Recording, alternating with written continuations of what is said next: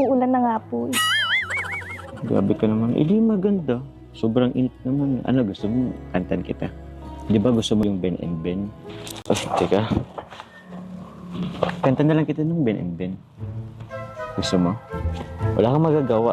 Ito, hindi naman tayo nakanood ng concert ng Ben and Ben. Hindi rin naman nagkakala yung boses namin, di ba? Di ba?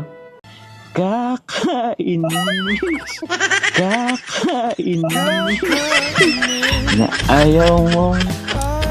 Sinsya na, di ko kasi alam yung kanta, pero kakantin ko talaga daw para sa'yo.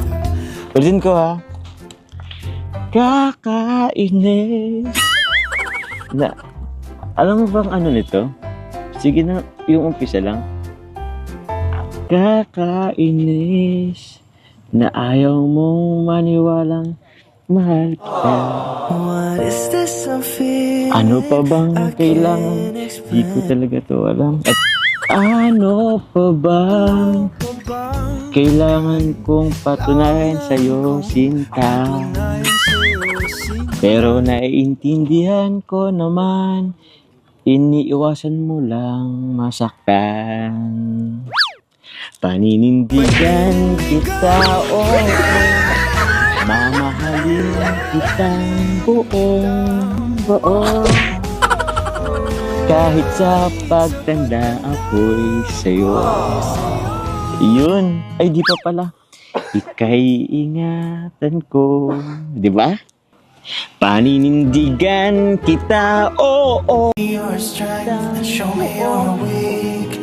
Okay na po. Apology accepted na po. Oh? Ayaw mo bang tapusin ko? Kasi mas maganda kung tapusin ko. Paninindigan kita, oo, mamahalin kitang buong. Oh, kinatayo ah.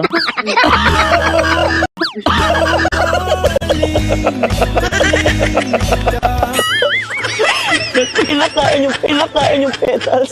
Aray ko. Okay na tayo ah. Okay na tayo ah. Okay na tayo.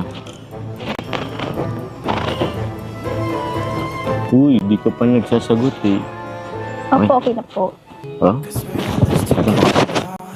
Basta wag niyo na po ulit. Oo. Lesson learned na yun sa akin.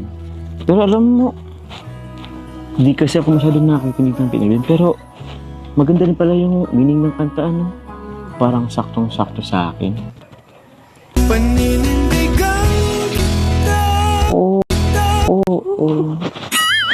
Bakit? Di ba? Naniniwala ka ba din? Hindi po, hindi niyo nga po napanindigan yun. Grabe naman sa nangyari sa akin. Lesson learned naman na yun. Sabi ko nga, di ko na ulitin, di ba?